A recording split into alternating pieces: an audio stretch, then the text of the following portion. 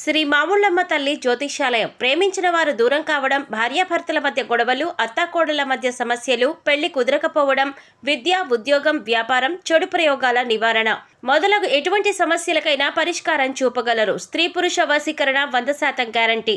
విదేశాలలో ఉన్న వారికి వాట్సాప్ కాల్లో జాతకం చెప్పబడును. గురూజీ రామకృష్ణ శాస్త్రి. Cell number 9949667583. మంచి హస్తవాసి ఉన్న గురూజీ. ఒకసారి కాల్ చేస్తే మీకే తెలుస్తుంది. ఓం శ్రీ మాత్రే నమః. ఛానల్లోకి స్వాగతం అండి. మార్చి 14వ తేదీన అత్యంత శక్తివంతమైన చంద్రగ్రహణం, అలాగే హోలీ పౌర్ణమి కూడా. ఆ రోజు రాత్రి 11 గంటలలోపు కొడుకులు ఉన్న మీనరాశి వారు ఈ చిన్న పరిహారం చేసినట్లయితే మీ జీవితంలో, అలాగే మీ యొక్క కొడుకుల జీవితంలో మీరు ఎంతో అభివృద్ధిని చూస్తారు. అలాగే ఆర్థిక సమస్యలు, అనారోగ్య సమస్యలు, వీటన్నింటి నుంచి కూడా మీకు ఉపశమనం లభిస్తుంది. అలాగే మీ కొడుకుల యొక్క జీవితంలో కూడా అభివృద్ధిని మీరు చూడగలుగుతారు.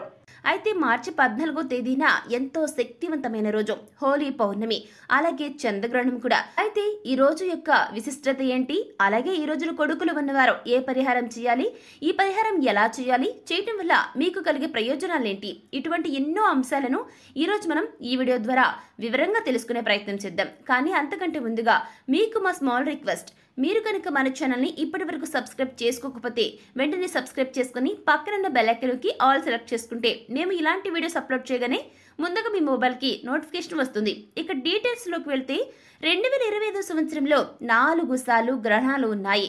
మార్చి 14వ తేదీన వచ్చేటటువంటి గ్రహణం మొదటి చంద్రగ్రహణం హోలీ పౌర్ణమితో కలిసి వచ్చింది. కాబట్టి ఈ రోజుకు మరింత ప్రాముఖ్యత ఉంది.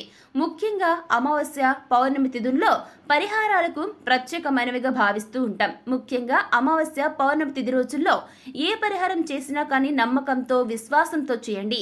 ఖచ్చితంగా దాని ప్రతిఫలం మీరు పొందుతారు. పౌర్ణమి తిథి రోజున చంద్రగ్రహణం అనేది ఏర్పడుతుంది. అయితే చంద్రగ్రహణం సమయంలో ఇంటి నుంచి బయటకు రాకూడదని, అలాగే చంద్రగ్రహణాన్ని నేరుగా కళ్ళతో చూడకూడదని చెప్తారు. చంద్రగ్రహణం సమయంలో గర్భిణీ స్త్రీలు బయటకు వెళ్లడం నిషేధించబడింది.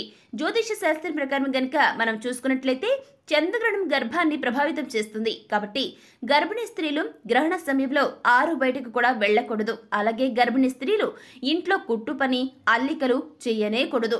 ఇకపోతే గోళ్లను కత్తరించకూడదు. ఇంట్లో పూజా మందిరంలో ఉన్న దేవుని విగ్రహాలను కూడా తాకకూడదు. ఈ సమయంలో మంత్రాలను పఠించవచ్చు. గ్రహణ సమయంలో వంటగదికి సంబంధించిన పనులు చేయటం కానీ, వంట చేయటం కానీ అస్సలు చేయనేకూడదు. ప్రతి స్త్రీ కూడా ఈ విషయాన్ని గుర్తుపెట్టుకోండి. అయితే ఈసారి వచ్చేటటువంటి అంటే మార్చి 14వ తేదీన వచ్చే చంద్రగ్రహణం అనేది ఇది మొదటి చంద్రగ్రహణం కూడా. మన జీవితంలో గ్రహాలు, నక్షత్రాలకు ప్రత్యేకమైనటువంటి ప్రాముఖ్యత ఉంది. జ్యోతిష శాస్త్రం ప్రకారం గ్రహాల స్థానాల్లో మార్పులతో వ్యక్తి యొక్క అదృష్టంలో కూడా మార్పులుంటాయి. వీటిల్లో సూర్యగ్రహణం, అలాగే చంద్రగ్రహణం ముఖ్యమైనవి. అయితే ఈ చంద్రగ్రహణం అనేది భారతదేశంలో మనకు కనిపించదు కనుక సూతక కాలం కూడా చెల్లదు. ఈ చంద్రగ్రహణం భారతదేశంలో కనిపించదు. కానీ చంద్రగ్రహణం తూర్పు ఆసియా, ఆస్ట్రేలియా, పసిఫిక్ మహాసముద్రం, అట్లాంటిక్ మహాసముద్రం, ఉత్తర ధ్రువం, ఉత్తర అమెరికా, నైరుతి యూరప్, దక్షిణ అమెరికా, దక్షిణ ధ్రువంలో కనిపిస్తుంది. ఇక ఈ ప్రాంతాల్లో ఉన్నటువంటి ప్రజలు ఖచ్చితంగా జాగ్రత్తలను పాటించాల్సి ఉంటుంది.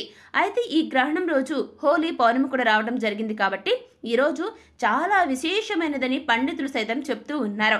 ముఖ్యంగా కనుక మనం చూసుకున్నట్లయితే కనుక లక్ష్మీదేవికి పౌర్ణమి చాలా ఇష్టం అన్న విషయం మనందరికీ కూడా తెలిసిందే కదా. అయితే పౌర్ణమి రోజు లక్ష్మీదేవికి విశేషంగా ధూపదీప నైవేద్యాలతో పూజ కనుక చేస్తే అద్భుతమైనటువంటి ఫలితాన్ని పొందొచ్చు.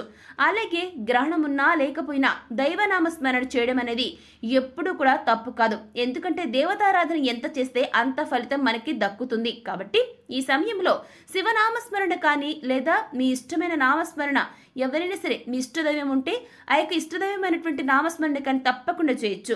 ఏది కుదరకపోతే కనీసం శివ పంచాక్షరి జపంతో అయినా సరే ఈ రోజు మీరు గడపండి.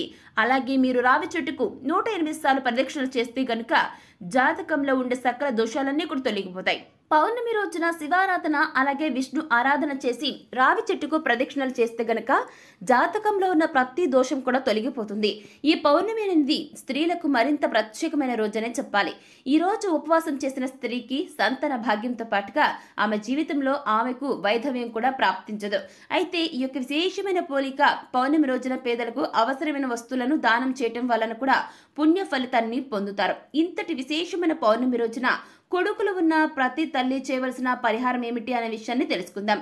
అయితే ముఖ్యంగా ఈ పరిహారాన్ని మీ కొడుకు చిన్న పిల్లవాడైనా సరే, పెద్ద పిల్లవాడైనా సరే ఈ పరిహారం చేసుకోవచ్చండి. పౌర్ణమి రోజున ఈ చిన్న పరిహారం చేసుకున్నట్లయితే కనుక ధనం మీకు బాగా కలిసి వస్తుందండి. ఆర్థిక అభివృద్ధి కూడా కలుగుతుంది. ఈ యొక్క మీ జీవితంలో మిరాకిల్ జరగడాన్ని నిజంగా మీరే గమనిస్తారు.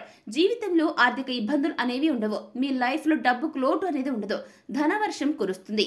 మీ లైఫ్ లో సుఖ సంతోషాలతో ఆనందంగా ఉంటారు. మరి ఎంతో పవర్ఫుల్ అయినటువంటి శక్తివంతమైన ఈ హోలీ పౌర్ణమి చంద్రగ్రహణంతో కలిసి వచ్చిన రోజున ఈ యొక్క పరిహారాన్ని ఎలా చేయాలి అనే అంశాల గురించి ఇప్పుడు మనం డీటెయిల్డ్ గా తెలుసుకుందాం. అలాగే ముక్కోటి దేవతల యొక్క అనుగ్రహాన్ని పొందడానికి ఎటువంటి విధి విధానాలు పాటిస్తూ ఈ యొక్క పరిహారాన్ని చేయాలి అనే అంశాలను ఈ వీడియోలో మనం చాలా క్లారిటీగా తెలుసుకునే ప్రయత్నం చేద్దాం. సనాతన సాంప్రదాయంలో పౌర్ణమి తిథికి సంబంధించి చాలా మతపరమైనటువంటి ప్రాముఖ్యత ఉందండి. అటువంటి పౌర్ణమి తిథి నాడు చెడు శక్తి తీసేయడానికి, అంటే నెగిటివ్ ఎనర్జీని తీసేయడానికి చిన్న చిన్న పరిహారాలు మనం చేస్తూ ఉంటాం కదా. ఇక పెద్దలు చెప్పినటువంటి ఈ చిన్న పరిహారాలు చేసుకోవడం వల్ల ధనపరమైన సమస్యలన్నీ కూడా తొలగిపోతాయండి. మీ చిన్న పిల్లలు అదేవిధంగా గుర్తుపెట్టుకోండి, మీ పిల్లలు చిన్నవాళ్ళైనా సరే, చిన్న పిల్లలైతే ఇంట్లో మారం చేయకుండా ఉంటారు. పెద్దలైతే ఎవరైతే ఉంటారో ఆ యొక్క పెద్దలు చెప్పిన మాట కూడా వింటారండి. అలాగే పెద్దవాళ్ళైతే ధనం ఎక్కువగా సంపాదిస్తారు. వారిలో ఉన్న దృష్టి దోషాలన్నీ కూడా తొలగిపోతాయి. ఎప్పుడైనా సరే చిన్న పిల్లలు బాగా చదువుతున్నా, లేదంటే పెద్ద పిల్లలు అధికంగా ధనం సంపాదిస్తున్నా దృష్టి దోషాలు అనేవి కామన్ గా తగులుతూ ఉంటాయండి. మనం కూడా చూస్తూనే ఉంటాం. మరి అటువంటి దృష్టి దోషాలను తొలగించుకోవచ్చు. అలాగే పౌర్ణమి చంద్రులను కలిసి వస్తే మరింత విశేషమైనదిగా చెప్పబడి ఉంది. అంతేకాదు ఈ పరిహారం చేయటం వల్ల మీ పిల్లలకు ఉన్న చెడు దృష్టి అంతా తొలగిపోయి పిల్లలు కూడా వృద్ధిలోకి వస్తారండి. ఈ రోజున దీపారాధన ఖచ్చితంగా చేయాల్సి ఉంటుంది. మీ పిల్లలపై ఉన్న చెడు దృష్టిని తొలగించడం కోసం పౌర్ణమి రోజున ఈ పరిహారం పాటించండి. ఈ పరిహారం ఏ విధంగా చేయాలి అనే విషయాన్ని చూసుకున్నట్లయితే కనుక ముందుగా ఒక రెడ్ క్లాత్ ని తీసుకోండి. అయితే మీ ఇంట్లో కనుక రెడ్ క్లాత్ లేదనుకోండి, పసుపు పచ్చని క్లాత్ కూడా తీసుకోవచ్చండి. తర్వాత ఆ యొక్క ఎర్రని క్లాత్ తో గళ్ళ ఉప్పును వేయండి. గుర్తుపెట్టుకోండి, ఆ ఎర్రని క్లాత్ లో గల్లుప్పు అంటే అంటారు కదండి, రా సాల్ట్ అంటాం కదా, ఆ యొక్క ఉప్పును వేయండి. ఆ తర్వాత అందులోనే ఒక 2 లవంగాలను వేసేయండి. ఈ విధంగా వేయటం వలన మీ కొడుకుపై ఉన్న చెడు దృష్టి అంతా కూడా తొలగిపోతుందండి. నర దృష్టిని తొలగించే శక్తి ఈ గల్లుప్పుకు ఎక్కువగా ఉంటుంది. లవంగాలను వేసిన తర్వాత వాటిపైన కొంచెం కుంకుమను కూడా వేయండి. ఆ తర్వాత వీటన్నిటిని కలిపి ఒక రెడ్ క్లాత్ లో వేయమని చెప్పాం కదా, ఆ మూటను దాన్ని ఒక మూటలా కట్టండి. దీన్ని ఎడమ చేతితో పట్టుకుని మీ కొడుకును తూర్పు ముఖంగా కూర్చోబెట్టండి. వారి ఎడమ చేతి వైపు నుంచి కుడి చేతి వైపుకు ఒక 5 సార్లు వారి చుట్టూ తిప్పండి. ఆ తర్వాత దిష్టి తీసిన తర్వాత ఆ ఎర్రని క్లాత్ లో కట్టినటువంటి మూటను ఎవరు తొక్కే ప్రదేశంలో వేసి అసలు వెనక్కి తిరిగి చూడకుండా ఇంటికి వచ్చేసేయండి. ఇంటికి వచ్చిన తర్వాత కాళ్ళు కడుక్కుని ఇంట్లోకి వెళ్ళిపోండి. ఈ విధంగా చేయటం వలన మీ కొడుకు జీవితంలో ఉన్న సమస్యల ఆటంకాలు అన్నీ తొలగిపోతాయి. వీరి జీవితంలో సంతోషాన్ని చూస్తారు. నిజంగా చెప్పాలంటే మీకు డబ్బుకు కొదవే ఉండదు. సో చూసారు కదా, ఇలా ఈ పరిహారం చేసుకోవాలి. ఇప్పుడు మనం చెప్పుకున్నటువంటి ఈ యొక్క పరిహారం అనేది చాలా విశేషమైనదండి. పౌర్ణమి రోజున ఈ చిన్న పరిహారం కనుక చేస్తే మీ కొడుకులకు అదృష్టం వరిస్తుంది. దేనికి లోటు అనేది ఉండదు. అలాగే ఇక్కడ మీరు ఒక విషయం గుర్తుపెట్టుకోండి, ఈ పరిహారాన్ని రాత్రి 11 గంటల సమయంలోపు మాత్రమే చేయాలి. అంతేకాదు ఎల్లప్పుడూ వారికి దైవబలం తోడుగా ఉంటూ వారిని కాపాడుతూ ఉంటుంది. వారికి పట్టినటువంటి దిష్టి అంతా పోతుంది. వారి జీవితం బాగుంటుంది. అంటే మీ కొడుకులు చిన్నవారైనా పెద్దవారైనా సరే వారి చదువులో ముందు ఉండాలన్నా కూడా, లేదా ఎక్కువగా డబ్బులు సంపాదించాలన్నా కూడా ఇప్పుడు మనం చెప్పుకున్న ఈ యొక్క చిన్న పరిహారం చేసి చూడండి. మీరే మిరాకిల్ని చూస్తారు. ఎక్కువగా డబ్బులు సంపాదిస్తున్నా కూడా కొంతమంది వారవలేని తనం ఉంటుందండి. ఒకవేళ వాళ్లకు దిష్టి తగిలితే గనక తరచూ అనారోగ్యం బారిన పడుతూ ఉంటారు. ఒకవేళ మీ పిల్లలకి కూడా ఇలా జరుగుతూ ఉంటే ఖచ్చితంగా ఈ పరిహారాన్ని చేసి చూడండి. ఇలా చేయటం వల్ల మీ కొడుకుపై ఉన్నటువంటి నెగిటివ్ ఎనర్జీ, నరదృష్టి అంతా తొలగిపోతుంది. త్వరగా ఈ యొక్క నెగిటివ్ ఎనర్జీ నుంచి మీ పిల్లలు బయటపడతారు. పిల్లలకు చక్కగా మానసిక ఉల్లాసం కూడా కలుగుతుందండి. సో చూసారు కదండి, మార్చి 14వ తేదీన వచ్చే పౌర్ణమి రోజు కొడుకులున్న తల్లులు ఎటువంటి పరిహారాన్ని చేయాలి, ఈ పరిహారం చేసేటప్పుడు పాటించాల్సిన నియమాలు ఏంటి, ఈ పరిహారం చేయటం వలన నరదృష్టి, నరఘోష ఏ విధంగా తొలగిపోతాయి అనే విషయాలను ఈ వీడియోలో మనం వివరంగా తెలుసుకున్నాం కదా. మరి ఈ వీడియో మీకు ఎలా అనిపించింది? నచ్చిందా? నచ్చితే లైక్ చేయండి. మీ ఫ్రెండ్స్ అండ్ ఫ్యామిలీ మెంబర్స్ లో ఎవరైనా సరే కుంభరాశి వారు ఉన్నట్లయితే వెంటనే వారితో ఈ వీడియోని షేర్ చేసుకోవడం మాత్రం అసలు మర్చిపోకండి. అలాగే ఇప్పటి వరకు మన ఛానల్ను మీరు సబ్స్క్రైబ్ చేసుకోకపోయినట్లయితే వెంటనే సబ్స్క్రైబ్ చేసుకుని పక్కనే ఉన్న బెల్ ఐకాన్ నొక్కి ఆల్ మీద సెలెక్ట్ చేసుకుంటే మేము ఇలాంటి వీడియోస్ అప్లోడ్ చేయగానే ముందుగా మీకు నోటిఫికేషన్ వస్తుంది. ఇక మరొక టాపిక్ తో మళ్ళీ కలుసుకుందామండి.